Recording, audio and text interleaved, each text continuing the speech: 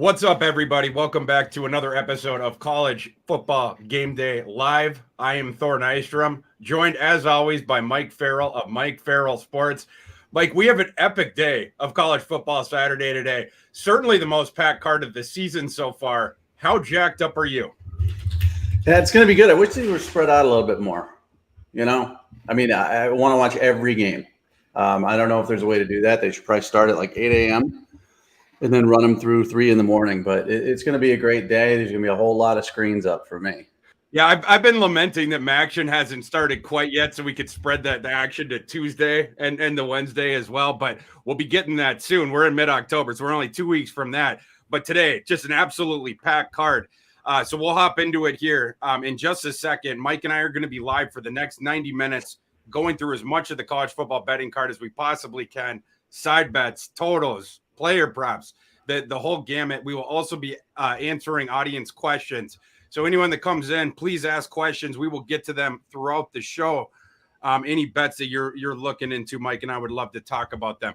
Mike, let's get going. 12 o'clock Eastern kickoffs today at noon. We'll begin with Penn State at Michigan. We have a line here that has stuck on that Michigan -7 number all week long. And I thought maybe it would toggle up to the 7.5. We've had it toggle down at some of the books to 6.5, but it's sort of been remaining static there. Obviously, some fans of Penn State in the market. Marquee game here of two teams that haven't really played anyone yet and have been slapping around the opponents they have played. Who do you like in this one, Mike?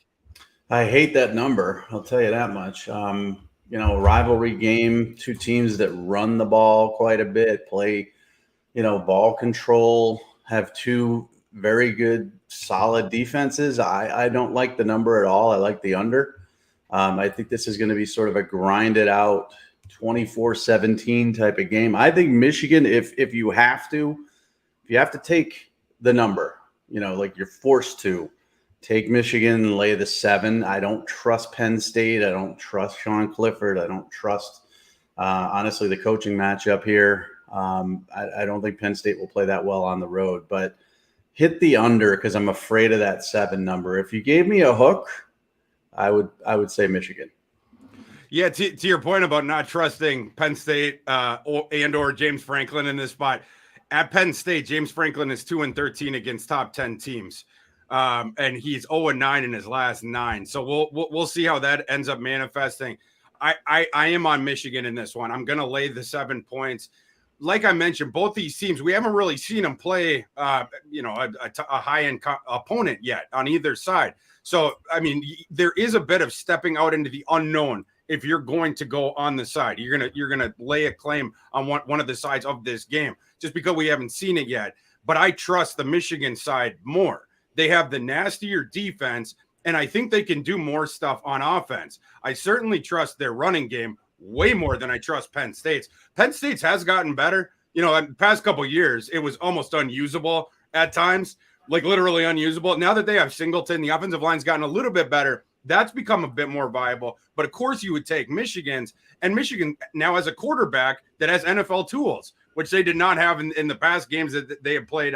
Penn State switching out from McNamara, going to McCarthy, gives them a different dynamic there. Definitely trust Michigan more. I'm going to lay the 7 points. Does seem like the market might be leaning towards Penn State, but I don't think it's anything like crazy, in terms of that. It's just that line, the market did not want to get that off of the 7.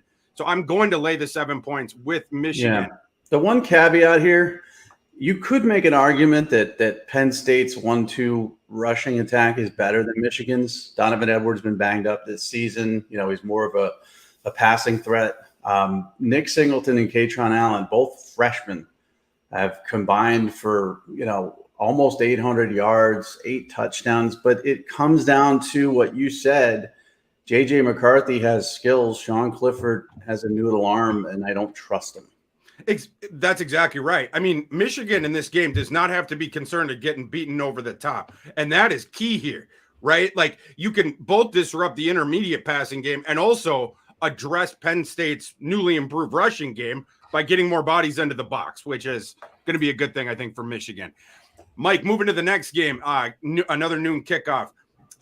Interesting one here. Iowa State traveling to Texas. a game where the line was around 17, it had even gotten up to 17.5 for a little bit. That was kind of crazy. And now the line has been batted back down, I think correctly, down to Texas minus 15.5. We have a total on this game of 48.5. Is there any angle of this game that you're looking at today in Austin? Well, you converted me a little bit to Iowa State after last week. They play a very solid defensive game plan. They don't really let you beat them on big plays. You have to work your way down the field. It takes a lot of mistake-free football to put a lot of points on against them. Now, the problem being Texas can put up points immediately. Quinn Ewers, obviously a dynamic talent. Xavier Worthy, Bijan Robinson. I mean, they've got star playmakers there. I didn't touch the line here. I went with the under, which seems odd because Texas is coming off, a 49-0 drubbing of Oklahoma. But I think there's going to be a typical Texas letdown. I think this would be an ugly game. And I think it's going to be, a Texas victory. I just don't know by how much. And I'd rather play the under than I would the line. I think I probably agree with the general point. But boy, Mike, you think historically, and I know you can take a walk back in memory lane with me on this. This seems like the classic letdown spot for Texas after they just blew out their rival Oklahoma, just absolutely destroyed them. Everyone's been pumping their tires all week, and now they go into this sleepy home spot, early kickoff against Iowa State. It's simultaneously the classic spot where Iowa State ambushes somebody. So yeah. you have these two forces going together. And so that's why when that number got 17, or like I said, at a couple books it got into 17.5, it was like, okay, like I got to buy an Iowa State ticket, even though I don't trust their offense a whole lot. The way that they play football, and I mean, this is going back a long time.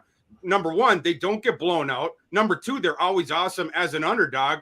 Number three, the opponent, we always see them play down after the enormous performance. That's why it's a joke of Texas is back. Because every time you say it, it's like looking into a mirror and saying Candyman. The next week they get murdered or they get upset or they have a scare. This is a very scary spot for Texas. I have a couple stats for you, Mike. Iowa State is 9-2 against the spread as double-digit underdogs under Matt Campbell. That probably doesn't surprise you. Matt Campbell's been very good as an underdog, just overall, even better as a double-digit dog.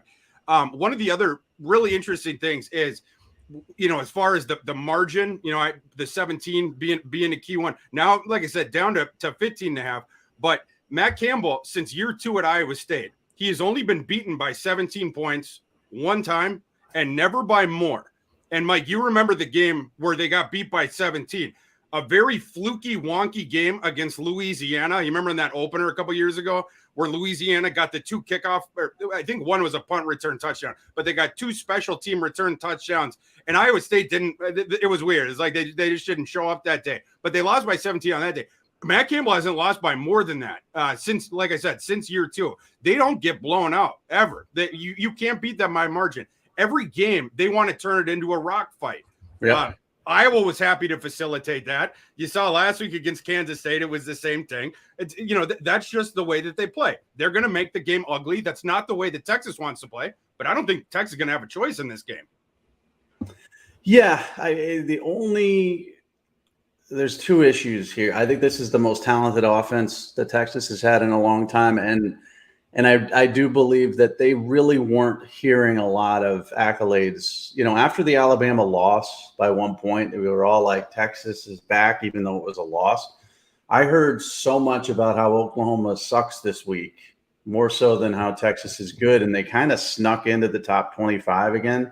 So there's not a lot of, to me, pomp and circumstance being thrown Texas's way, which is where they freeze. I'm not saying I would take Texas to cover that line, because to your point, if you look at every loss under Matt Campbell, every loss is close. Even a 10-point loss, they're going to cover that 15.5.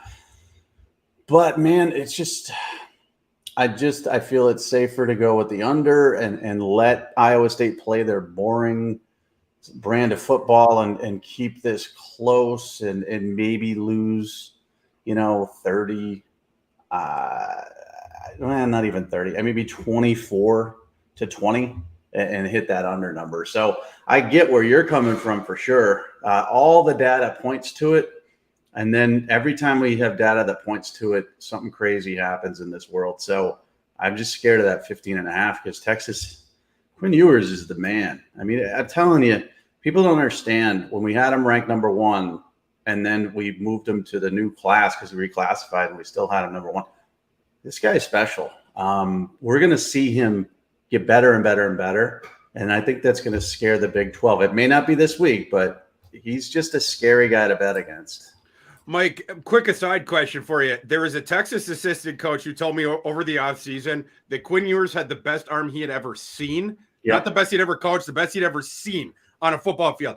When you watch Ewers, I mean, do you put him up in that echelon, or is it like where do you put the arm talent? It's Matt Stafford, which was 15 years ago. I talked to a very, very, very well-known quarterback coach, and we both said John Elway.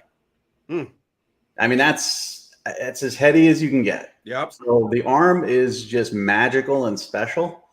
It's the only arm out there that makes like Will Levis's arm look average. Yeah. And he's got a great arm. So it's special. The biggest thing was coming out of spring, coming out of fall, can you keep him upright? Will the offensive line hold up? And then they had some injuries earlier in the season. Then he got hurt. If he can stay upright, he's going to pick you apart. There's just no stopping him because he can make every throw. And this matchup is actually a pretty good one for him. It's not a great one for Bijan because Iowa State has a really good run defense. I think they're going to be able to slow Iowa State. I think they're going to be able to slow down Bijan a little bit. But Iowa State's pass defense is where you can get them. They try to prevent the explosive plays by playing the 2 deep safeties, and they can more or less do that. So we'll see how the way that Worthy's game manifests with that. But it's going to be the underneath stuff and the yak stuff. That's what Iowa State will give up. They will give up the completions. So they could get picked apart by Ewers, to your point. Texas is number 6 in passing success rate right now, despite the fact that Hudson Card took however many snaps he took while Ewers was out. Iowa State's pass defense is number 103 in passing success rate. So again, even though they can take away the explosive plays, they get nicked quite a bit. And so that's and the guy to watch on the other side of the thing is Xavier Hutchinson, who gets no national praise. He's a very good receiver. Very good receiver. He's going to keep the chains moving for them. You know, Deckers relies on him quite a bit. So this is going to be an intriguing game from a better standpoint, because I think that 15.5 line is going to make you a little scared in the fourth quarter at times. And I think that under is going to make you scared a little bit. Honestly, it's not something I'm going to play myself, period. But I got the under. You got Texas. Iowa State covering that 15.5. Yeah, I'm going to take the Iowa State 15.5. And Mike, to your point, Texas. I mean, Texas's defense sort of has a similar profile to Iowa State's in that it's very good against the run. It struggles more against the pass, but it takes away the deep passes. So it's good against the passing explosion. But Iowa State doesn't really throw deep anyway. Iowa State's 124th in passing explosion. Texas' defense is number 2 in defending it.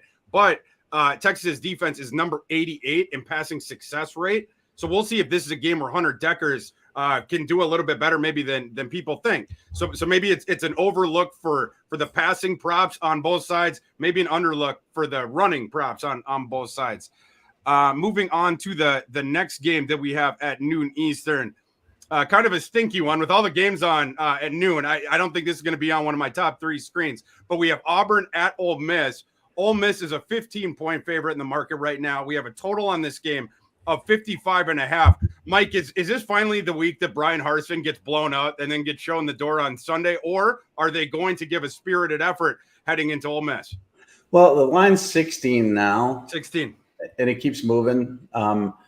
I don't think so. My theory on Brian Harsin being fired is, if he was fired last week after Georgia, everybody would point to the boosters, right? They wanted him out. They got an excuse to get him out.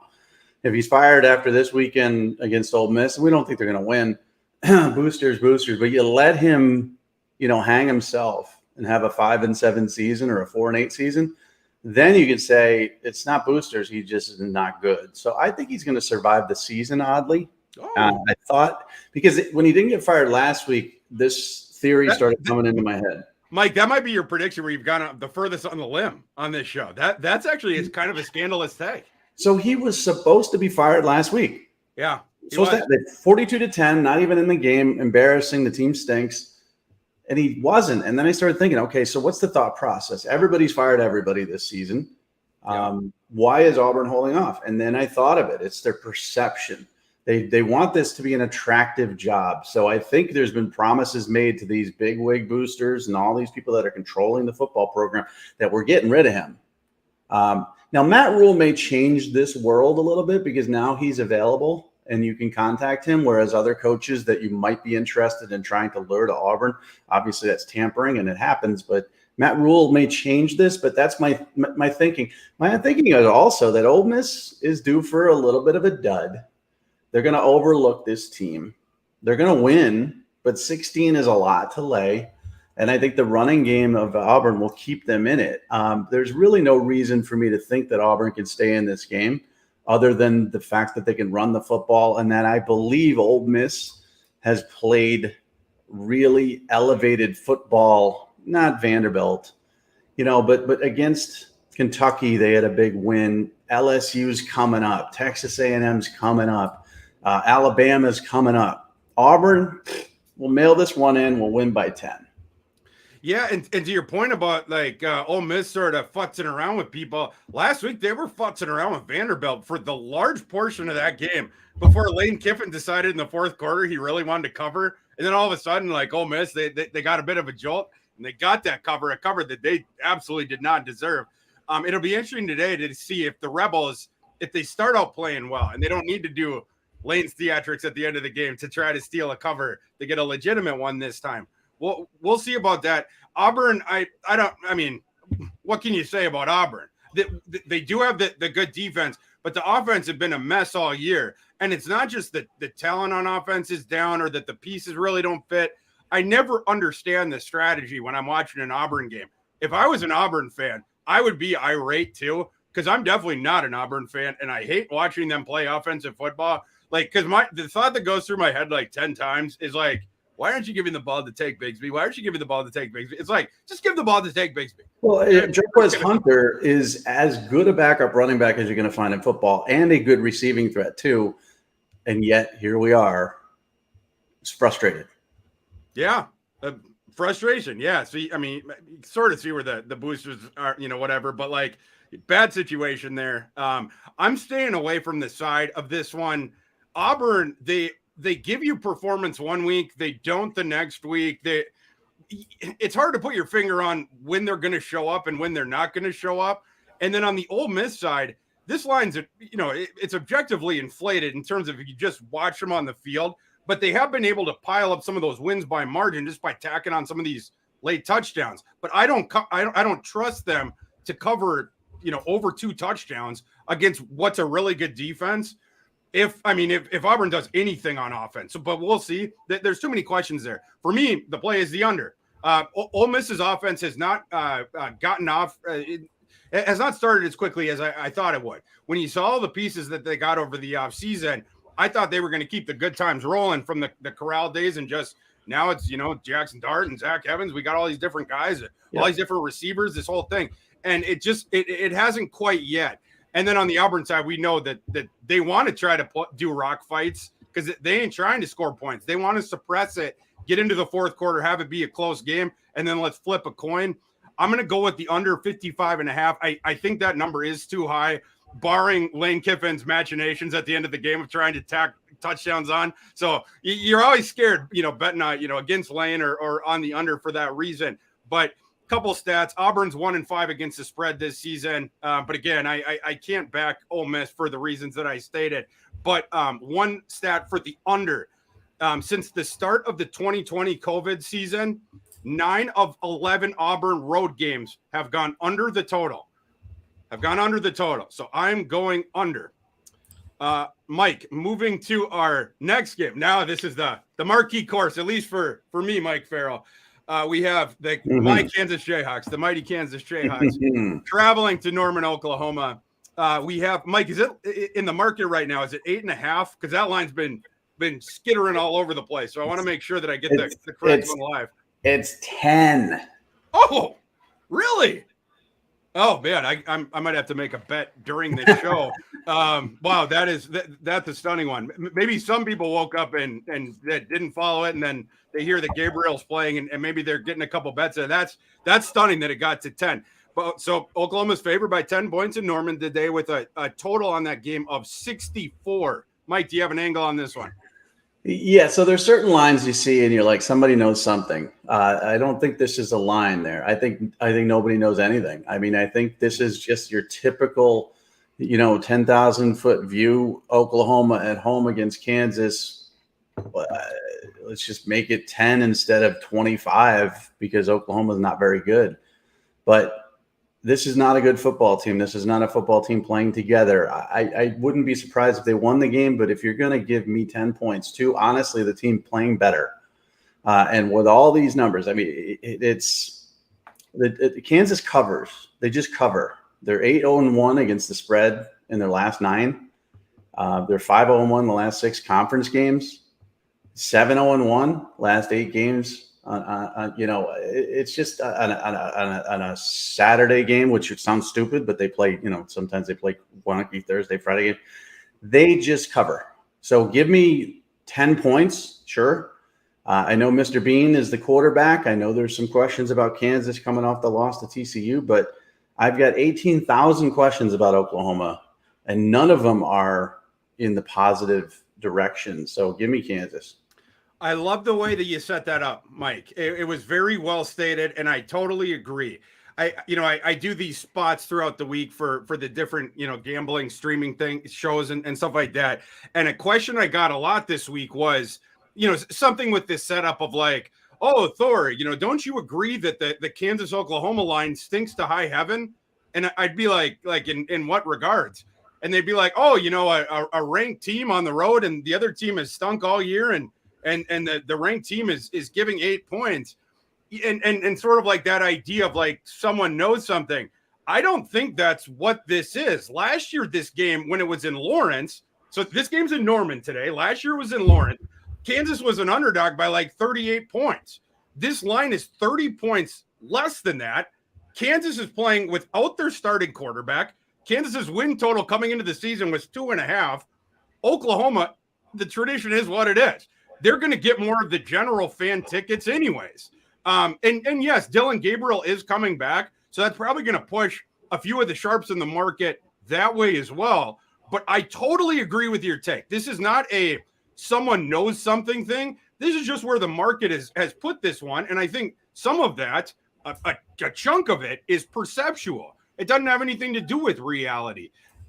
Jason Bean, let's get to the on-field matchup now. Jalen Daniels goes down. That sucks. Jalen Daniels contradicted the reporter's report that he's going to be out for the season. We'll see about that, but you don't have to think about him today because he ain't going to be playing today one way or the other. We're going to get Jason Bean. Not much of a downgrade, though, on the Kansas side. If Gabriel was out and Bevel was playing, that is an enormous, precipitous drop-off. You're talking 10 points on the line, maybe even more, maybe even up to 14. Like, if as bad as they look with Davis Bevel.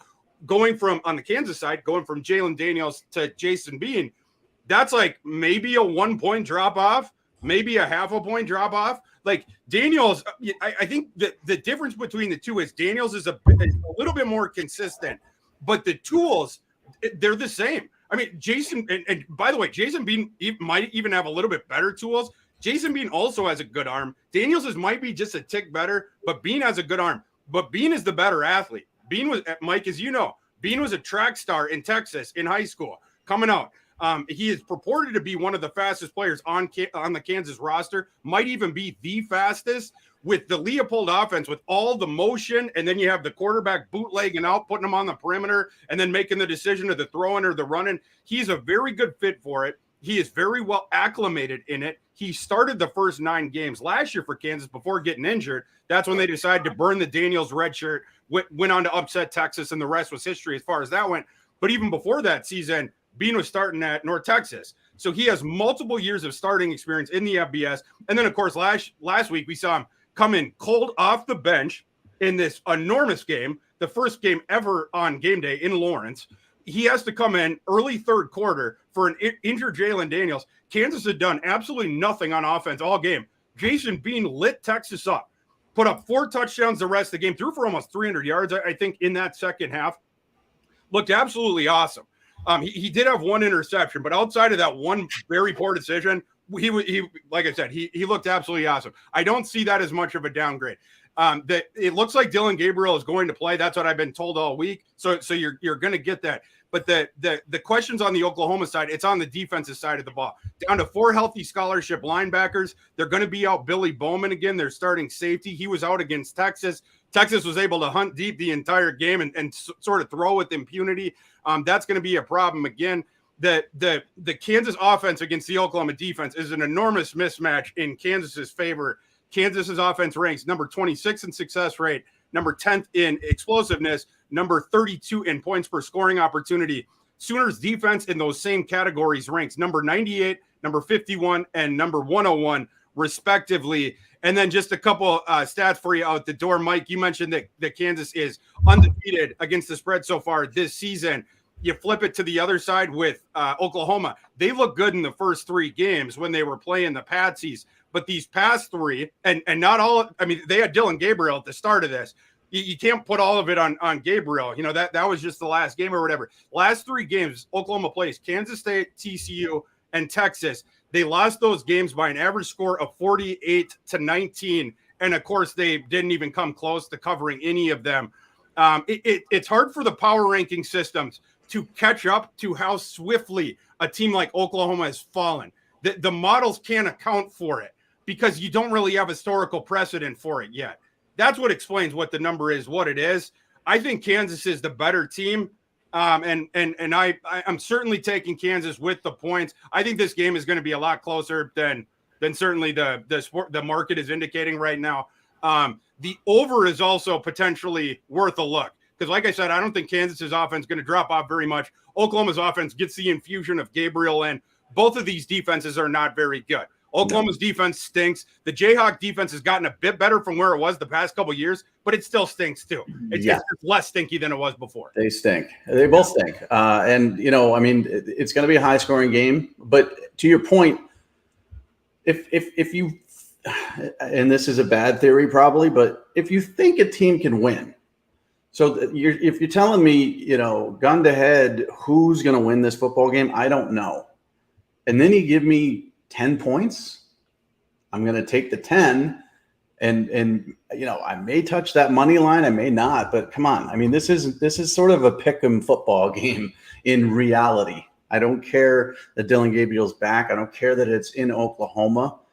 This is a matchup of 2 football teams that are pretty much equal. And so give me 10 points. Okay. I'll take the bonus. Yeah, to me, Dylan Gabriel playing today is what makes this game interesting. If Dylan Gabriel wasn't playing, I mean, I would be betting the mortgage on Kansas. Well, and he's not very good either. Kansas. You and I know he's not very good either. I mean, Gabriel, yeah. There's this. He's way better than Bevel, though. Oh, of course, but way better. There's this feeling that any Oklahoma quarterback is dangerous because they have been. He's not. So let him play. They're not going to cover 10. The one interesting thing, Kansas secondary is not great, but they got some ball hawkers back there. Gabriel tosses it up deep a lot. You're going to have a couple of these home run swings from Gabriel that could end up, you know, being big in this one of whether Kansas turns the field or not. You mean arm punts? They're arm punts. Or arm punts, exactly. And Jason Bean, by the way, I didn't take this prop, but it's interesting number. His number is 224.5 passing yards, and I think that's because nobody knows who Jason Bean is. But he did that against TCU. You know, we going over on that, sir? Yeah, without a full game. So I would honestly mash that over in this game because Oklahoma's defense is so bad that Bean should probably throw for 280. Last week he played. What did he play? Was it 25 minutes against TCU? Whatever it was. And he went over that number easily. Easily. Jason Bean went 16 for 24, 262 yards, 4 touchdowns, 1 interception. Again, wasn't a fluke. We've seen that kid for years. He started multiple, you know, et cetera. I won't get back into it. And the Oklahoma defense absolutely stinks. Yes. So I would be going over on that one as well. Again, everyone in the room, thanks for joining us on another episode of College Football Game Day Live with me and Mike Farrell. Please ask us any questions that you have on today's card. We will get to them right after this next coming game here. We would also like to thank our sponsors, DraftKings Sportsbook, as well, for supporting this show. Mike, the last game that we're going to talk about from the noon Eastern slate before we get into listener questions, Minnesota is traveling to Illinois today. That line, this is another one I got to check it live because,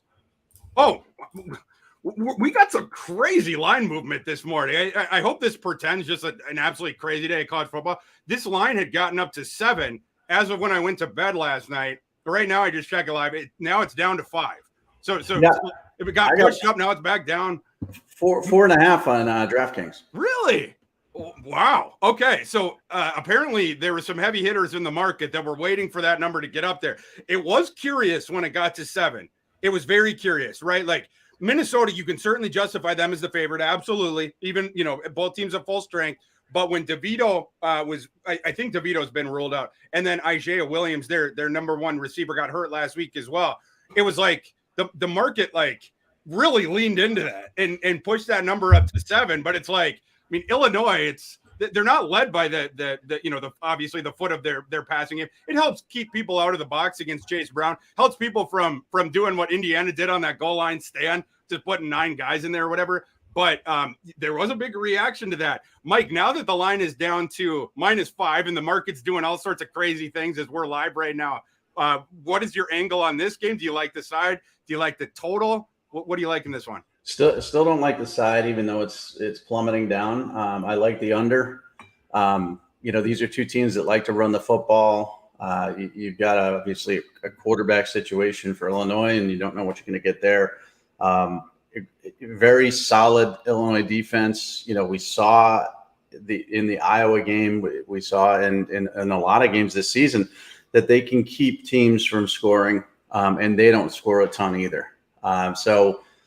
That the under is really what I like here, because I think this is just going to be a Big Ten smash mouth, grinded out, ugly football game, just like every Brett Bielema football game we've ever seen in our lives. And the line itself is just a little scary for me. I do have a prop here.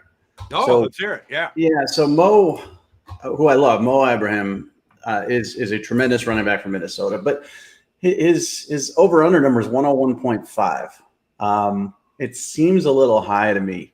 Illinois gives up 67.2 rushing yards per game, and that's not to a player. That's per game. They shut down Braylon Allen when they know the game plan is to get the run starting, the pass, and Tanner Morgan's not a great passer, and he needs that run game to really get going. I think they're gonna dare Morgan to beat them, and I think they're gonna keep Ibrahim well under that 101.5. This is the number 1 defense in the country, so take the under. In Minnesota's defense, okay, that's one of the things that people don't know. Scoring wise, they don't give up points. Nobody's really ever brought up. They bring up PJ Fleck, Roll the Boat, Mo Ibrahim, all this other stuff.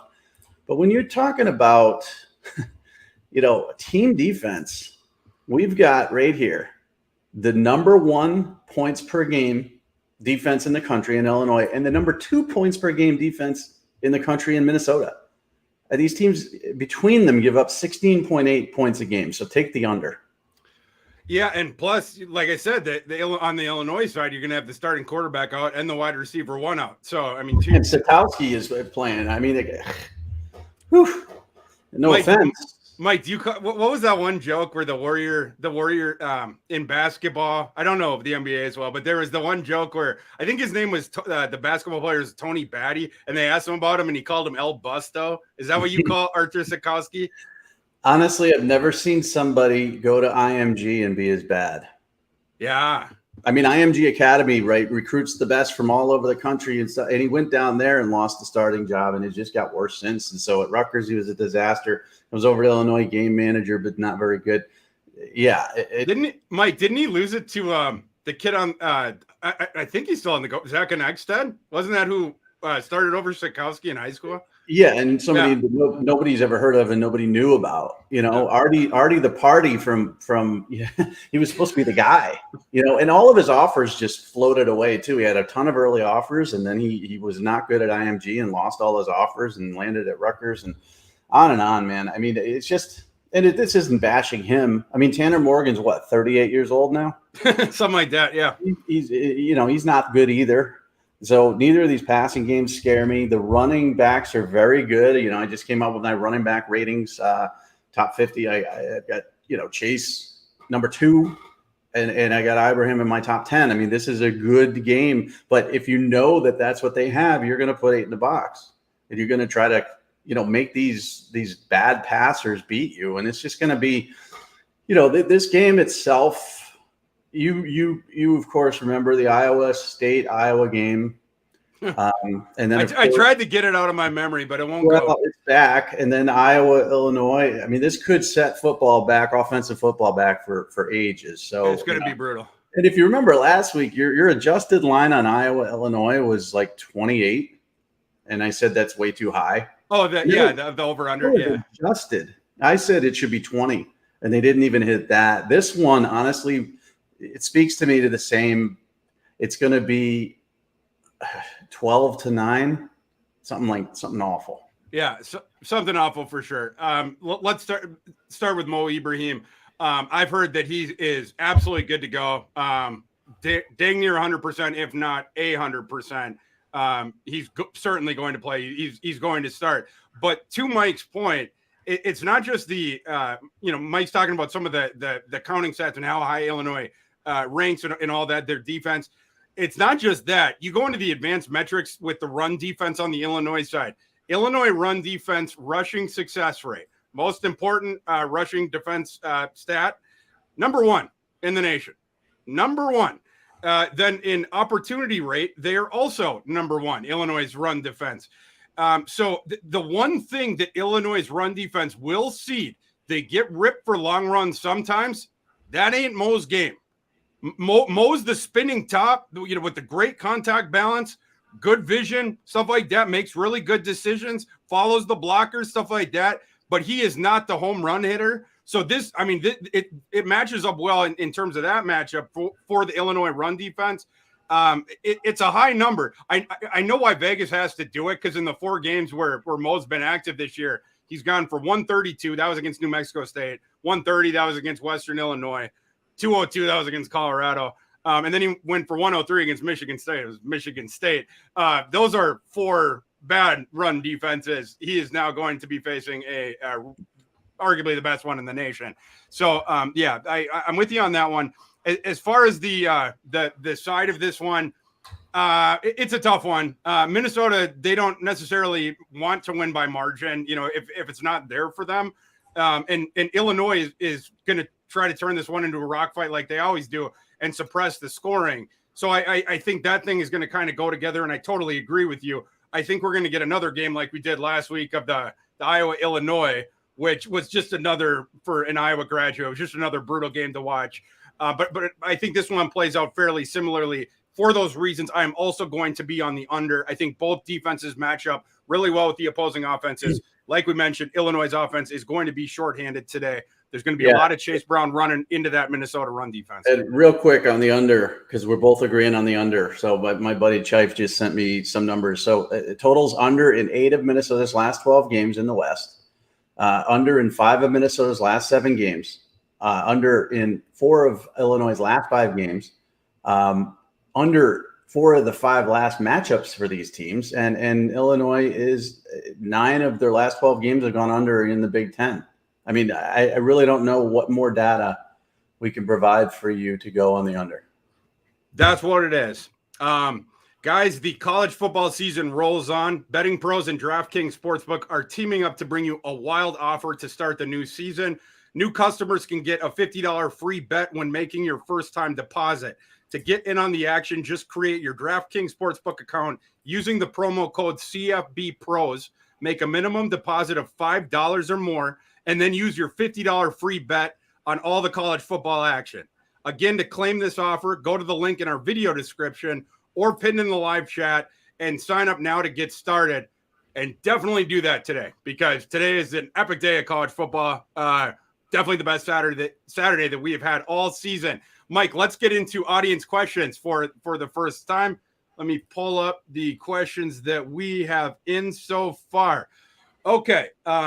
We start with friend of the show, Mike Huseman, who asks us, Mike, do you think Central Michigan covers -13 against Akron? Okay, he is really going dumpster diving on that one. I can kick us off on that one. Mike, my adjusted, and now I'm addressing Mike, who asked the question. Mike, my adjusted line on that game, believe it or not, is exactly 13, -13. Central Michigan -13.0. So it's right on that. Like I can go with the tenths of a hundredth or whatever. I'm bad at the math terms. Or would that just be a tenth? However you say that. Yeah, so it so rarely falls on the 0 or the 5 because of that. But anyway, in this case, it does. And my adjusted total on this game is 61.5. The last one I saw on it was 58.5. I think I would lean the over. Central Michigan, the problem with laying points with Central Michigan is that team just has not gotten going this year. There was a couple games early on where they were close and they didn't get the game. It's sort of like a coin flip thing. And you were sort of thinking, and I think McElwain had said something like this after one of the games. He had mentioned to the media something like, we're a better team than we're showing. It's just they haven't yet shown that yet, no. Right? Their entire offense is predicated on feeding the ball to Lou Nichols, but Lou Nichols ain't explosive at all. So it's like, you give the guy, 25, 30 carries per game, and every time it's 3 yards or 4 yards in a cloud of dust kind of a thing. It's not the most innovative offense in the world. They struggle, in contrast to some of the past McElwain offense that we've seen, they struggle to throw the ball a little bit. And then on the Akron side, it's the first year of Jomo, right? Like Jomo's doing everything he can, but and he can install the system. We've seen, some of the flashes, but it's going to be a long road for Jomo. He had to even decide, he was coming in and some of the guys that were starting last year, like Norrells, he's on a milk carton, he upended some of that stuff, the old depth chart stuff, brought in his own guys. It's been an acclamation with that. I wouldn't touch this game with a 40-foot pole because you can't trust either of these two teams, and the line is objectively fair. I would lean the over. That in terms of tempo, Central Michigan, they're in the top 20. They rank 20th in tempo. Akron only ranks 80th, which is actually kind of a surprise. In lieu of Jomo's pass, his history, but I think you'll see them tick it up more as you go, and especially in future years as they know his system. But probably this year with everybody getting acclimated, you can't quite run the breakneck no huddle stuff that maybe Jomo would like. Mike, do you have any angles on that outside of that? I have none. These two teams stink. I think Mike does this on purpose. I love dumpster diving, so I love it. I love it. I know. I think he finds the worst game and asks the question. I love it. I'm down. Okay. Then our next question is from Owner Sahin, who says, what do you guys think about the Leicester versus Crystal Palace game? Okay. Jamie Vardy has looked like he is losing a step this season, and Leicester is in trouble if they can't find a way to score goals without him. That is my response. Thank you, producer Thomas, for helping me out with that. I don't even know what Crystal Palace is. I don't know what Leicester is. I don't know what Crystal Palace is. I don't know who Jamie is he talking about Tim Lester? We were just doing Central Michigan. Is he talking about Western Michigan now? I don't know. Soccer. I don't even know what they do in soccer. Okay, okay. Yeah. Penn State, Michigan over under. And we already said under. I said under. I don't know if you agree with under. Mike, maybe we have a bigger there's the pie charts. Maybe it's a bigger overlapping with the European football crowd. Maybe when the World Cup starts, we'll have to kick this back up and handicap World Cup games. I'll give you soccer picks. I just don't know anything about it. So, Oh yeah, that's never stopped us before. No, but as far as Mulroyd's question, PSU Michigan over or under, I think under. Okay, yeah. So Mulroyd, what is that? Mulroyd, yeah. Mulroyd asked us about the total of the Penn State Michigan game. Mike is officially on the under. I heavily lean towards that as well. I'm on, like, my official play on that game would be on the Michigan side, but I would certainly lean towards the under as well with Mike on that one. I'm going against my numbers a little bit on that one. My numbers actually my system has 54 on that, which is above where the total is now. But I think if I had to bet that one, I would go under, just because the defense have been so good and the offenses have not yet faced defense even as close to as good as they're about to face. So I think, especially, and maybe first half under might even be my stronger lean, because I think coming out, you're going to get one of those. It's sort of like when you have Mike, in the UFC, sometimes you have like the enormous fight that everyone's been talking about for a month. And then, it's like these two bangers get in there. But then when they get in there for the first round, they're just sort of feeling each other out. They're keeping their distance. They're pawing at each other. You might see that initially in this game, like in the first quarter. So I would lean the under, but even more so initially, like in the first half, first quarter, kind of a deal. We got another question from Cobra Pit Productions. Asks, thoughts on Kentucky-Mississippi State game with Will Levis back? I'm gonna kick that one to later, Cobra, because we're gonna talk about that one later in the show. But we will dive in depth on that one later. Third segment. JDNGV. I'm gonna have to get my glasses for some of these acronyms. Ask this: Toledo line is down to -7.5, representing one of the best values relative to your ATL. Is this line drop a stinky line? Well, I'll put it this way. Last week, so Toledo today is playing Kent State. Last week, Kent State traveled to Miami of Ohio. That one was also the biggest, I think, or one of the biggest discrepancies between my line and where the closing line or whatever. My system favored Miami of Ohio by, it was either 4 or 5 points, whereas by Saturday morning, the market, or by the closing line, had shoved that thing all the way to Kent State minus like 6 or 6.5 or wherever it ended.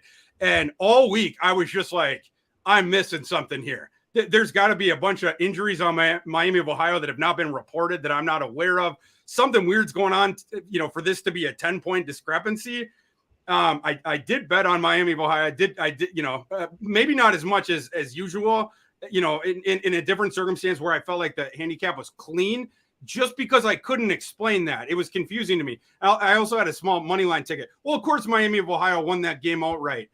In this week, what he's saying, it's very true. Where the market in this one is, once again, there's got to be heavy hitters in the market that believe in Kent State, because once again, you're getting this infusion of cash in on Kent State, just like you did last week. Those guys swung and missed last week on Kent State. They're coming back around. I guess they still believe in them. I don't. And especially after last week, you can fool me once, but you fool me twice, you can't get fooled again, or whatever George Bush said back in the day. I don't care anymore. I think Toledo is the best team in the MAC. Kent State's okay, and they can give some teams problems. The issue in this game for them is Toledo's defense is really good. Specifically, they're really good against the run. That's going to force Kent State to have to go into the air. Toledo has a decent secondary as well. And then Kent State's defense is a travesty. Specifically, the pass defense is, I think, one of the 3 worst in the entire nation. So this should be a pretty good game for Daquan Finn. The 7.5 number, I like Toledo. I also like the over. This last point I'll make on this game. This is the only game on the college football card today between 2 teams that both rank in the top 25 of adjusted pace. Only game on the card today. Both these teams play very, very fast. We know that about Kent State. Toledo is also playing very, very fast. I'll get you the exact. Kent State is number 9 in adjusted pace. Toledo is number 24. So, Crazy. Again, only one. Yeah. Crazy. I agree with you. Toledo. Take Toledo. So, from, again, 10,000-foot view, people look at Toledo. They got destroyed by Ohio State. I believe it was either the same week or the week after that Kent State stays with Georgia. Yep. And the lines inflate in the minds of bettors because of that. Oh, this Kent State team, I saw them once. They gave Georgia trouble. This Toledo team, I saw them. They got destroyed, gave up 77 to Ohio State. That plays into it. So Toledo's the better football team. Take them to cover. Yeah, better football team, and I think they match up pretty decently well. And I also think the way the constitution of both the defenses, it's going to encourage both the offenses to throw. So you have this hyper tempo game where there's going to be a ton of throwing going on. So that's why I lean the over as well. Robert Crane asks, he asked about Syracuse. Yeah, that's our next one. Yeah, so we'll get to that one in 1 second, Robert. And the next one's a soccer. I mean, Thomas is just what he's doing. I don't know what Thomas is doing with the soccer stuff today. Soccer, okay, well, we got a soccer pick from Thomas, the producer. So I guess this is going back to the question from Mr. Sahin. He said, Thomas just wrote in the chat, the people asked, I deliver. Thomas said, if you want a World Cup, Thomas says to bet Denmark to win the World Cup at 3-1. The group today, 3-1 right now. Is it? Wait, I don't know what that even means. Wait, does that mean it plays today, or does that mean it's to bet it today? Oh, bet it today, Thomas says. You know what you bet on soccer? 0-0. Bet that. The only reason I knew that the World Cup's in November, they have all those John Hamm commercials where he's playing Santa Claus, and I love those. Yeah, those are good. I'll take as much John Hamm as I possibly can. Now too. I know I'm not alone on that now too. But let's get to the next one. Yeah. So we're going back to Robert Crane's question. So Robert, this one's for you. We're now moving into the 3:30 Eastern games, and the first one up, lo and behold, North Carolina State traveling to Syracuse. Yeah. Syracuse is favored by 3.5 points in this game. Looks like we have a total in the market right now of 42. Mike, what's your angle on this one? So props to Syracuse for sticking with Dino Babers. Props to my buddy Chife, who's a big Syracuse fan, that told me they were going to go undefeated this season, but he's also, a little bit delusional when it comes. Props to producer Thomas, a Syracuse alum. And, props to Syracuse in this football game. I mean, we don't know if Devin Leary is going to play.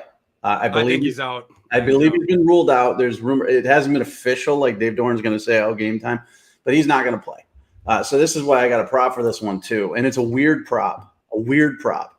Okay, so Thayer Thomas, everybody's favorite ACC possession receiver, right?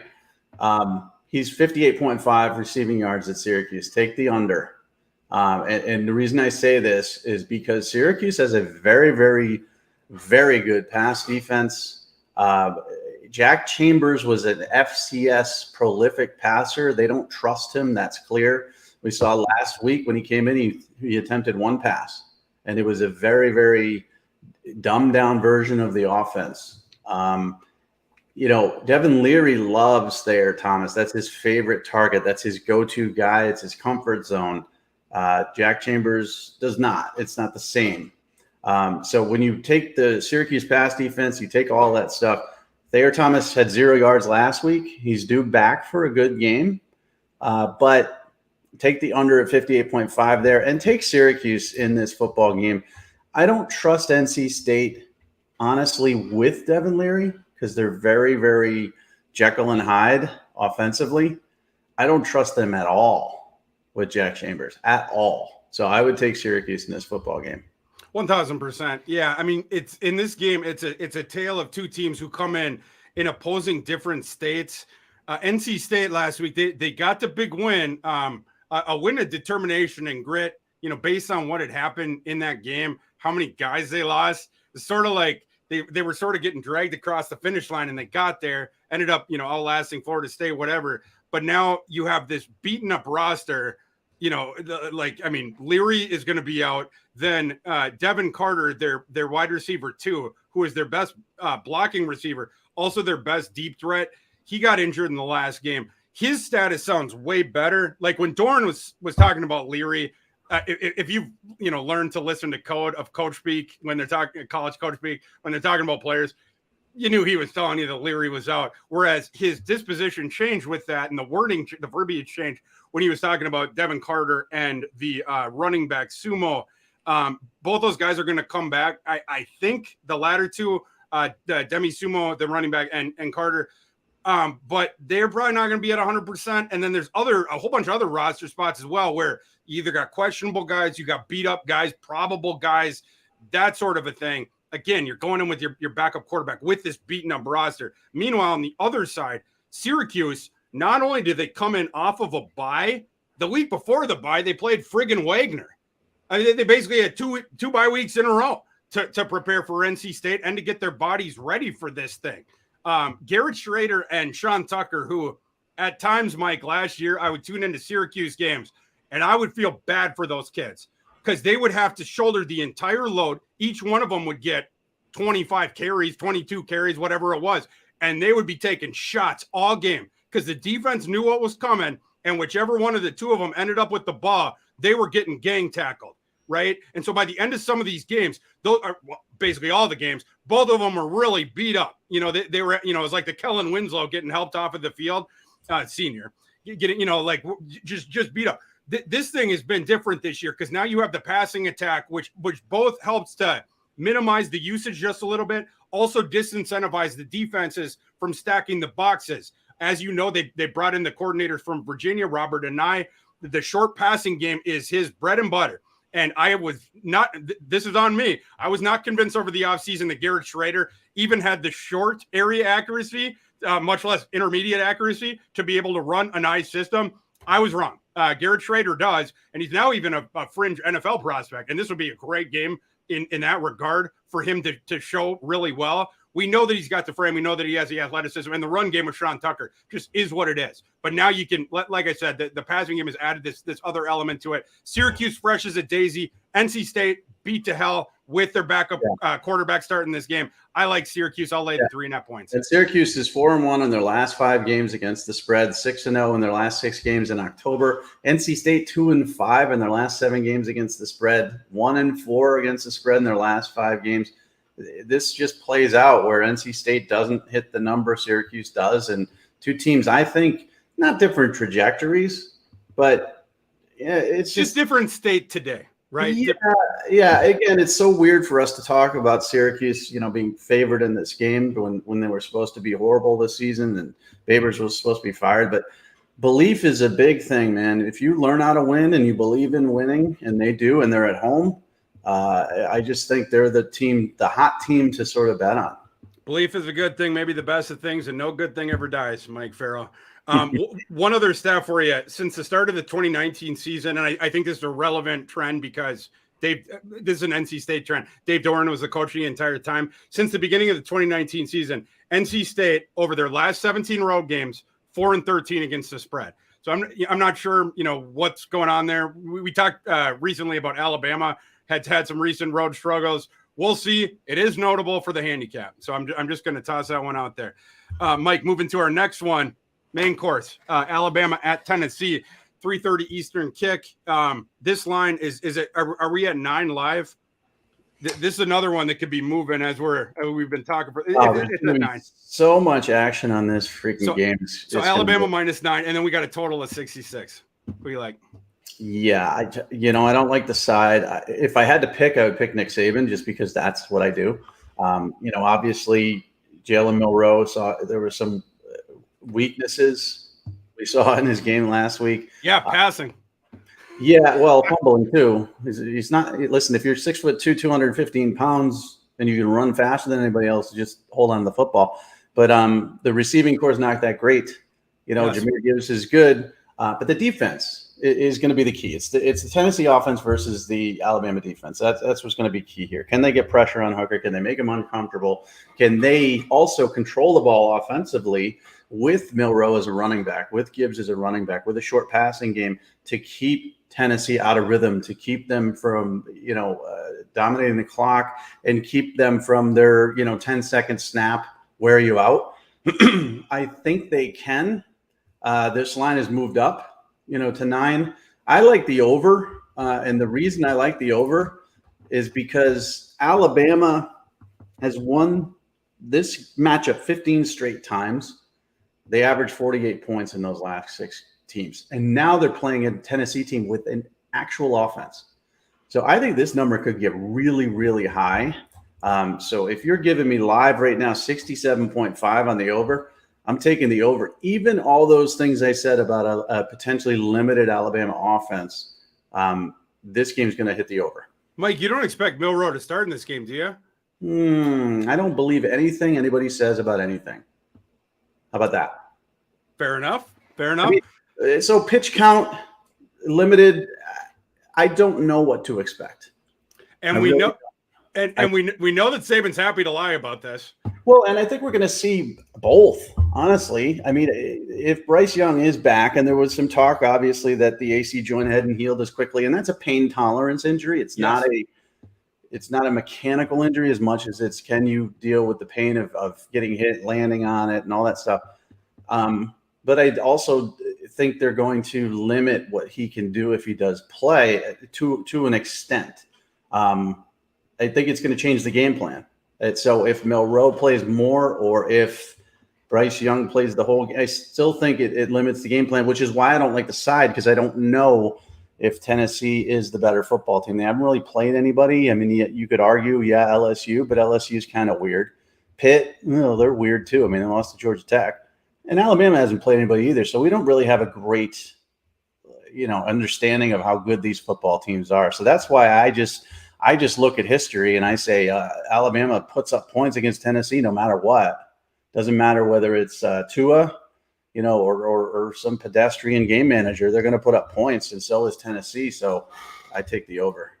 So I'll say this: if I find out before the game that Bryce Young ain't starting and that Milroe's in, I'm shoving a bigger percentage of the bankroll than I usually do in on Tennessee. Well, he's expected to start today. That's Bryce Young's expected to start. The rumor, yes. Yeah. And all the indication I gotten this week are in that vein that Bryce Young will start. But again, Nick Saban is happy to lie. So we'll see what happens here. You remember last week, I mean, all week they were expressing optimism. And then on game day, they announced him as the starter 30 minutes before the game in the stadium on the PA. And then, of course, we don't see Bryce Young. I don't believe anything anybody says out of Alabama. Nothing. But the enormous thing there is if, Milroe is a very exciting prospect, right? Like the athleticism in that frame is high octane. That kid is a great runner, great athlete. Hurts, man. He's Jalen Hurts. Absolutely. So he is. Absolutely. And right now, though, very raw. He as a passer, he's very early. Exactly. You remember Hurts' true freshman year? I remember I was working at Roto World at the time, and Evan Silva, he asked me, he was like, "Who's this guy on Oklahoma on Alabama at that time that keeps throwing all these worm burners? The quarterback." Evan had asked me this in the spring when it was like NFL draft eval season, because I think was it Amari Cooper was the wide receiver one for the as a true freshman on the Hurts Alabama team. I forget, but there was a first round receiver in that, whatever. And so he was watching the tape and he's like, "Who is this kid that keeps throwing the worm burners?" That's sort of like Milroe. If Milroe is starting, I mean, of course you have the enormous qualitative drop off. But the other thing is Tennessee's run defense is really, really good. Tennessee's pass defense is the thing that you can exploit. That's where you can move the ball against them. If Milroe starts against some teams, they're going to be fine because you have Milroe and you have the two good backs next to him in Gibbs and McClellan. But this is not that matchup. Tennessee will shut the lights out on that, and they would force Milroe to throw, and he ain't going to be able to do that. Well, and let's say Bryce Young is going to start. He's announced to be the starter. I can't imagine that would be, leaked incorrectly, but I think you might see more Milroe. I think you might see packages for Milroe. And I think that's a great point, Mike, because either way, Bryce Young is not going to be 100%. Bryce Young, as you said, he has an AC joint sprain of his throwing shoulder. Yes. Quinn Ewers had an AC joint sprain of his non-throwing shoulder and missed 3 weeks. This is the second week for Bryce Young. So, I mean, was it less severe? I didn't stay in a Holiday Inn Express last night either, so I don't know. But it would seem like this is very early on the timeline for Young. You mentioned, though, it's a pain tolerance thing, and you can take things for that. But one wrong shot in this game and Bryce Young is out. And I would also, if he indeed plays, and I would also echo your point, Mike, where I'm guessing that Alabama did bake in plenty of sub packages to probably try to limit the exposure and I guess the word that they were saying, pitch count. They were talking about that, as far as practice goes. But I'm sure as far as the game plan goes, there's also something to that being blended in where we can get Bryce on, we can give him breathers and get him off the field for some of these specifically delineated plays where Milroe can come in and run around and we can do, whatever read option stuff with Gibbs and what have you. On the other side, the important status thing is Cedric Tillman. I got to check it from this morning. It had looked very optimistic earlier in the week, and then yesterday was a little. I had read some pessimistic stuff. Okay, it looks like it's that Tillman is going to be out from what I'm seeing. So that would be disappointment for Tennessee. But I will say, Brew McCoy, former 5-star, Mike, you know this kid well. Who had not broken out before. Last 2 games without Tillman in the game. Brew McCoy went over 100 yards in both of those games. Looked very, very good. They also got Hyatt, of course. And then they have a 5th-year receiver that has come off the bench to replace Tillman in the starting lineup. They're good at wide receiver. I mean, obviously that's not going to be the issue. It's really going to be, how much do they want to keep Alabama off balance with the run game and how upright can they keep Hooker? Their talent and depth at wide receiver is good. It's just one of those situations where the home crowd is going to be crazy. This is the best atmosphere we've seen maybe in 20 years. Game day's there. Will they be too excited? Will Hooker float the first 4 passes over the head of everybody because it's just so amped and it's so much adrenaline. Anything that goes wrong against Alabama early in this football game is a problem because, Alabama is a different animal. They will capitalize on your mistakes. So I have a feeling Alabama is going to win. I don't like the 9. I like the over, but Tennessee will put up points to your point. And I think I hear you. Do I hear you saying you like Tennessee to cover? I like Tennessee. I'm taking the points. I'm also going to have some of the money line tickets as well. We'll see. And I'm waiting here when the apparently ESPN, as we've been on, is reporting that Bryce Young will start. And that's what was hearing all week. I've been waiting to see if I can get a plus 10, like we saw with Kansas pop up. I want to see a Tennessee plus 10 pop up. That's what I'm waiting for. And that would be the dream for me. Tennessee, their offense is going to move the ball on anyone. They're certainly going to move the ball. I mean, Alabama defense good, but Tennessee, their offense can move the ball on anyone. Top 10 in the nation in both rushing success rate and passing success rate. And they have one of the sport's truly elite play callers in Josh Heupel. It's really hard to decipher what they're going to do, and whatever they do, they're elite at it. So there's no defense that can stop what Tennessee wants to do. With Bryce Young, if Bryce Young is close to 100%, Alabama should be able to move the ball through the air against what is Tennessee's weakness on defense. But to Mike's original point, Alabama's receiving core is way down, and we don't know if Bryce Young is 100%. I'm going to ride with Tennessee at home in this one. What happens if Alabama wins this game like 42-10? Well, then they would become number 1 by margin. What do we do with Tennessee? How do we unpack that? Just hypothetical. Yeah, they would certainly drop out of the top 10, right? I'm talking in this reactionary world we live in, where Mario Cristobal is a horrible coach because they lost to Middle Tennessee 1 game, and Jimbo Fisher should be fired because they lost to App State. If Tennessee at home gets destroyed by Alabama, does the whole Josh Heupel narrative change? I'm not willing to address that question and put that out into the universe because that is not going to happen today. I'm just saying, 15 straight is a lot of straight, and that's averaging 48 points a game, Alabama, in that. 48 points over 15 straight games? The different Tennessee team now, though. And by the way, Tillman, the status on him wasn't looking as good, but it looks like Tennessee's going to get their starting left tackle back, this Mincy kid who missed the last game. So plus in the ledger for them in that regard. All right, you got Tennessee. I got the over. I got Tennessee. I'm laying the points. Mike is taking the over. Moving to our last game of 3:30 Eastern kickoff. And by the way, anyone out there listening, ask questions. We'll get to more questions after this. We talk about this game. So we have Oklahoma State traveling to TCU. TCU is a 4-point favorite. We have a total on this game 68.5. Mike, who do you like in this one? I like Oklahoma State. You give me the best coach in the Big 12, and you give me points. And TCU's coming off, obviously, a couple of huge games. And I like what Sonny Dykes is doing. I like what Duggan does. Quentin Johnston had his coming out party, even though most of us who know college football knew he was a good football player. Kid's a stud. Absolute stud. But again, national stage, game day, 200 yards, 4 touchdowns. That's his national coming out. But Oklahoma State is Oklahoma State, man. I mean, they're just the most consistent team in the Big 12. They are well coached. His game planning is excellent. They've been outgained this season by teams and still found a way to win football games. And they might be outgained in this as well, because TCU is a spectacularly fun offense.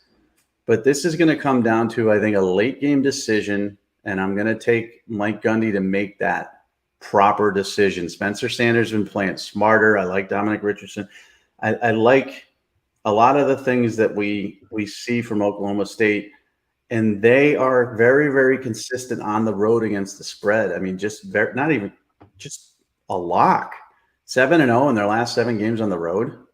I like Oklahoma State. Everything's pointing towards TCU. I think everybody's picking TCU. I know I'm in a Twitter thing where I make picks, and I had a real bad week last week. Everybody's got TCU, and I just don't understand it. Give me Oklahoma State.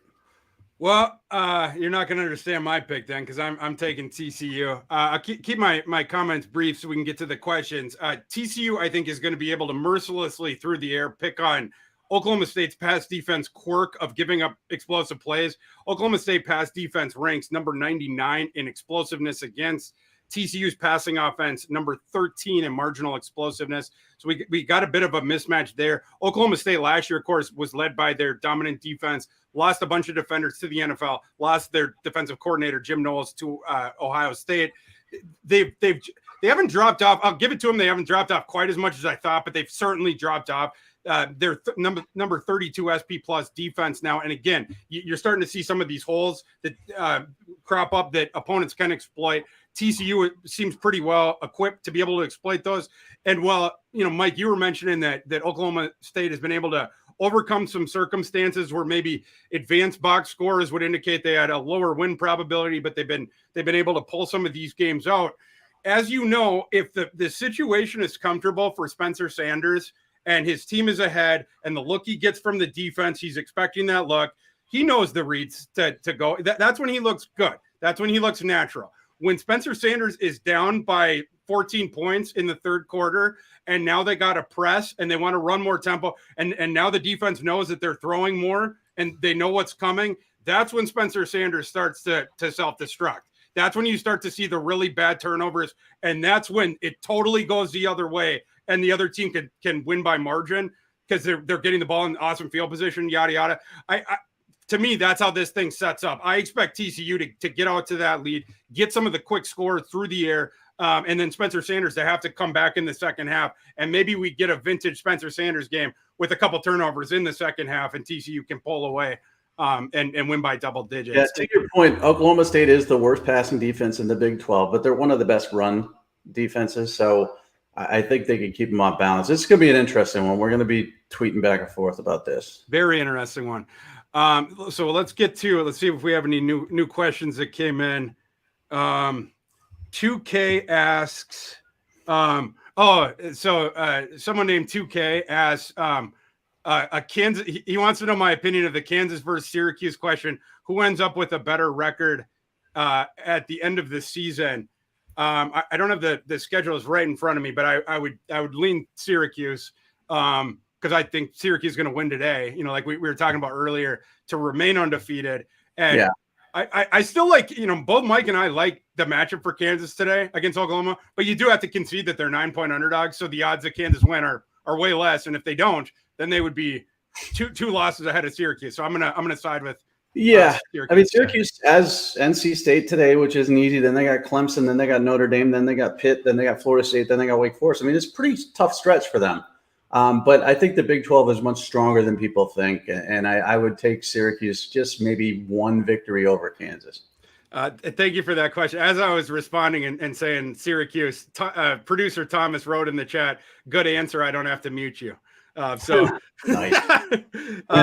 Our next question, Cobra Pitt wants to know, who is your favorite quarterback for this week's games?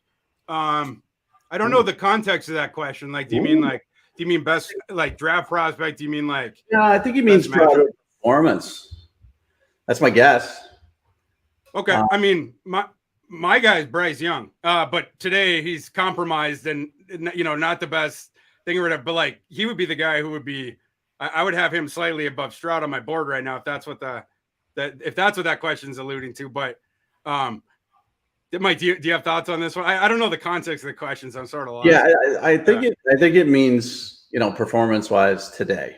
In the game itself, and if that's the case, I'm going to take a surprise one for you. A guy that is rising on draft boards like crazy. Do you know who I'm going to say? I don't think you're going to take Hendon Hooker. No, it's another guy that's rising on draft boards that I know you're against probably a little bit, but DJ Uiagalelei. Oh yeah. Against Florida State. Now this is a tough atmosphere. It's a night game at Florida State. Everything. I like this call though. But Clemson destroys Florida State on an annual, and I think he could have a big game. So I kind of like that matchup. Clemson started to come into their own a little bit on offense. He's starting to get a little bit more confidence every week, and that would be one that I think he could put up big numbers. That's a good one. We'll get to that one in a second because we're talking about that game in just a second here. But DJ has a very good matchup today. So thank you for the questions. We will, again, at the very end of the show, we got to speed through these last ones. But at the very end of the show, if there's any other questions, we will try to hit them. So if you have any more in the audience, please let us know. Let's go rapid fire. Fire. Yeah, we can go rapid fire through some of these. We're hitting the evening now. Mike, this is a 7 p.m. Eastern kick. LSU at Florida. Florida 2.5 point favorite, 50.5 total. What's your angle on this one? Give me LSU. It's just the erratic play of Florida. You give me 3 on the road. I think LSU matches up. Jaden Daniels is a RB1 essentially, but he's starting to gain a little bit more chemistry with his receivers. And again, they just got blown out. So I just see a little bit of I don't see what I like from Florida, and I'm starting to see a little bit of progress from the LSU offense. So I'm going to take them to, at least cover that. And I do have a prop here. Kayshon Boutte is 38.5 receiving yards. He just keeps going down. Yeah. Well, I gotta. This is the lowest it's gotta get, right? I mean, he had a touchdown last week. Him and Jaden Daniels are starting to get on the same page a little bit. He's got to go over 38.5. He's got a big game in him. He's got a 150-yard game in him. It's coming. We just don't know when. And I think Brian Kelly's fielding a lot of questions about, Boutte's not involved in this offense. So take him to go over the 38.5. Yeah, I'm gonna go on LSU on this one. I think the line is the way it is because LSU didn't acquit themselves well against Tennessee, but that game got away from early with the fumble, opening kickoff, whatever it was, and the rock started rolling downhill against them. That's going to happen to people against Tennessee this season. Tennessee's friggin' awesome this year. I don't think that has any predictive value for this game. Florida doesn't play like Tennessee does. Florida also has a bad run defense, which I think LSU is going to be able to exploit. And what Florida takes away is explosive. Florida's defense. What they take away is the explosive plays. What they're bad at is keeping opposing offenses off schedule, the efficiency stuff. Well, LSU's offense is not good with the explosive plays, in part because of Daniels' accuracy issues, and the running game doesn't generate them either. But what LSU has been good at, their offense has been good at this year, it's staying on schedule. It's the efficiency stuff. So I think this is a good on-field matchup for LSU, and I happen to trust LSU more because I think that they're the better team. I'm going to take LSU to win that game as a short underdog. Mike, moving to the next one where we hinted at this with the listener question. Clemson at Florida State. Clemson clearly got some money in the market yesterday because it had been at 3.5, but now Clemson is a 5-point favorite. Total on this one of 51 at a game that kicks at 7:30 p.m. Eastern tonight. Who do you like in this one? Yeah, it's 4.5 now on DraftKings. I like Clemson. I mean, Florida State started to believe, especially after the LSU game. They've had a couple of difficult losses. I mean, Wake Forest, but then the NC State loss was really deflating. I think this is a team that's going to have a great atmosphere. They're going to come out. It's going to be a close first half, but Clemson, usually just, at least recently, destroys them. I mean, they beat them badly. And I think this Clemson team that I saw, last week on the road against Boston College and the previous weeks against NC State and Wake Forest is starting to come together as an offense, starting to use Will Shipley properly. Those receivers are starting to get a little bit more confidence, and I think DJ is as well, and I think he could put up big numbers. So take Clemson to lay the 4.5 and win this game pretty big. Yeah, this is for me. This is a bad matchup for Florida State. I was talking before about how badly beat up NC State was. The team they were playing was Florida State. Florida State also got beat up in that game. Trayshawn Ward, Florida State starting running back, got injured. I don't believe that he is playing today. Florida State was going to have all kinds of problems running against Clemson, even with him, because Clemson's defensive front is nasty. And Clemson's allowing only 1.9 rushing yards per game this year. And by the way, Mike, as you know, that's with that front seven, the awesome front seven at full strength. They really haven't gotten on the field yet, but like they're getting back to full strength. Yeah, Brisse's back this week. That's going to help. Okay, that's good news to know. With Brise back, arguably the best defensive tackle in America, holding opponents to 1 point rushing yards per carry. That's the second best in the nation. Awesome run defense. That's going to force Florida State to throw. Clemson's secondary badly struggled early in the season. The last two games, they have been way better, way better. And then, as Mike was alluding to earlier, Clemson's offense now is looking legit. DJU, all he needed was Tony Elliott to take that Virginia job, apparently. And now he's a new man. So Clemson can throw. We know that they can run as well. Florida State defense stinks. Florida State's offense is solid when it's at full strength, when they can get humming, but that defense stinks. DJ should have a pretty good game today. Shipley, this is also a pretty good matchup for him. Seminoles ranked 94th in passing success rate allowed.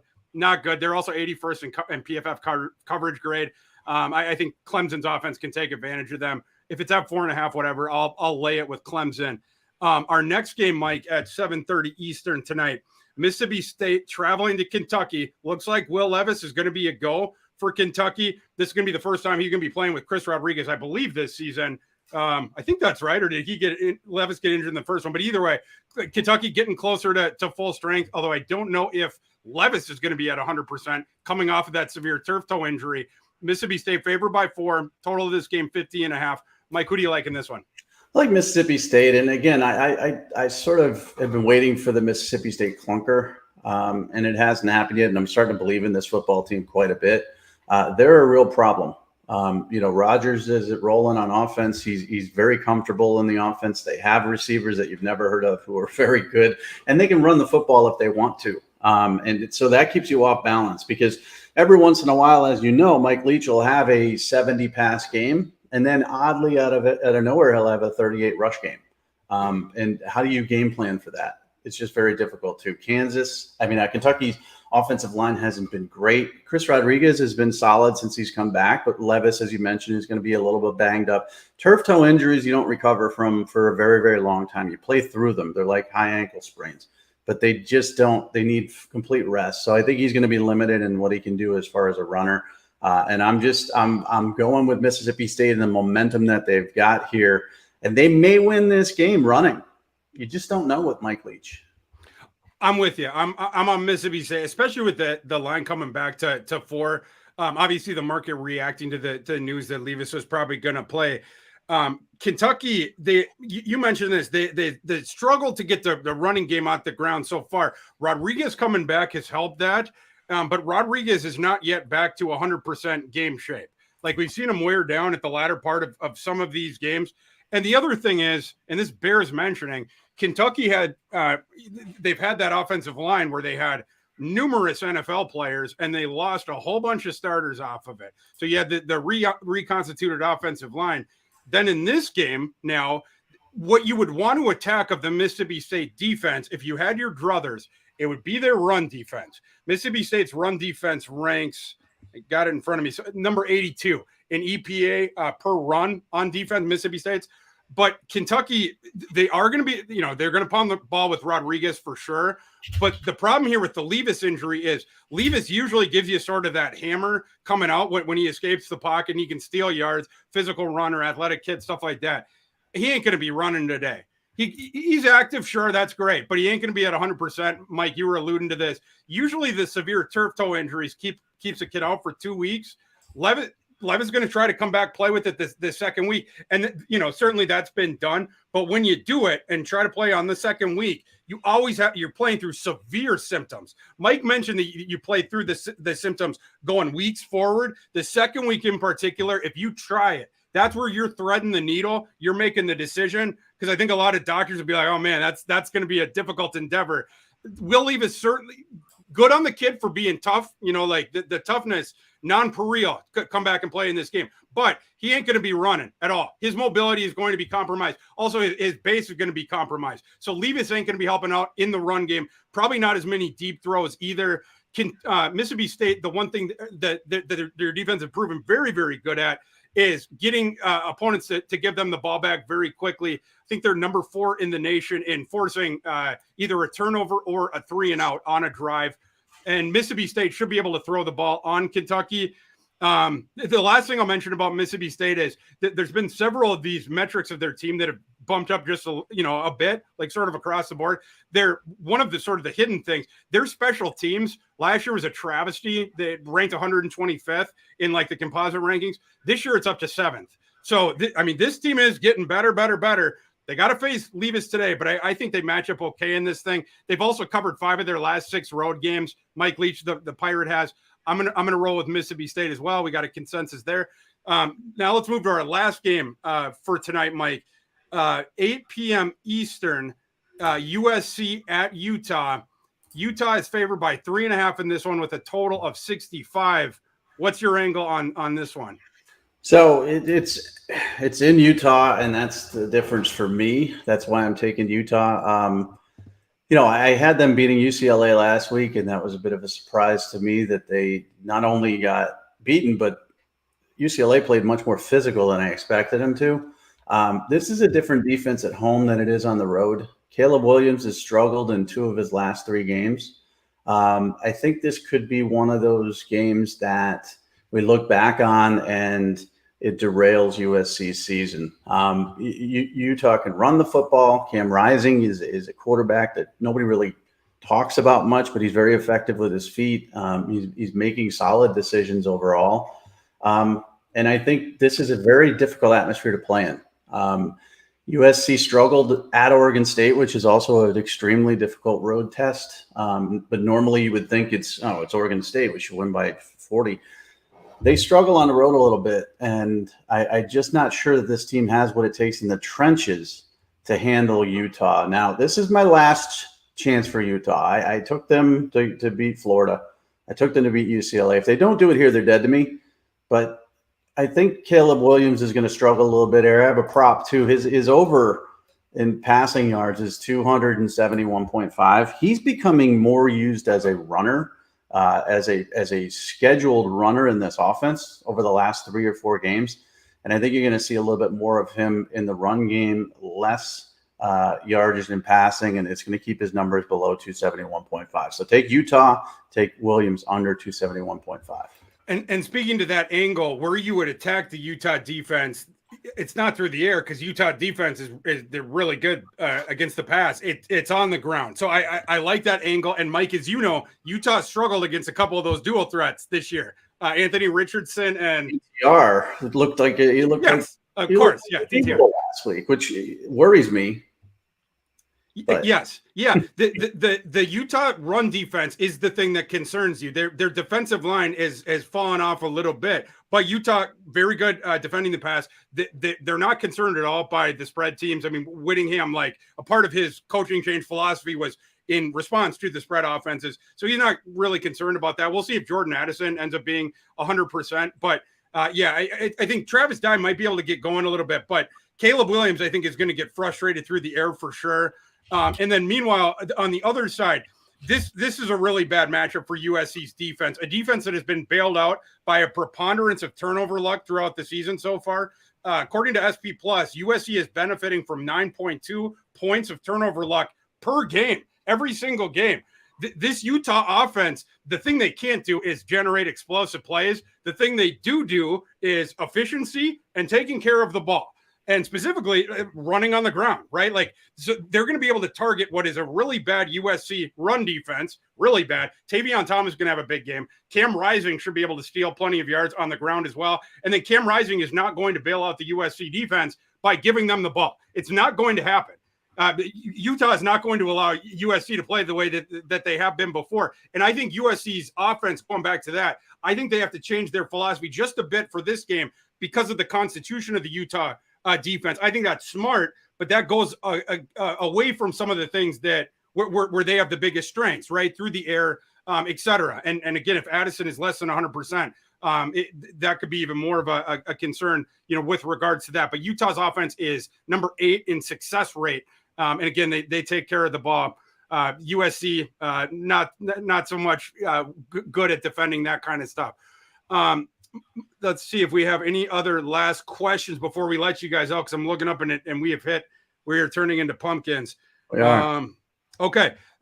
That'll do it for us today, because we have hit 11:30 Eastern. Everybody, thank you for tuning into another episode of College Football Game Day Live, presented by DraftKings Sportsbook.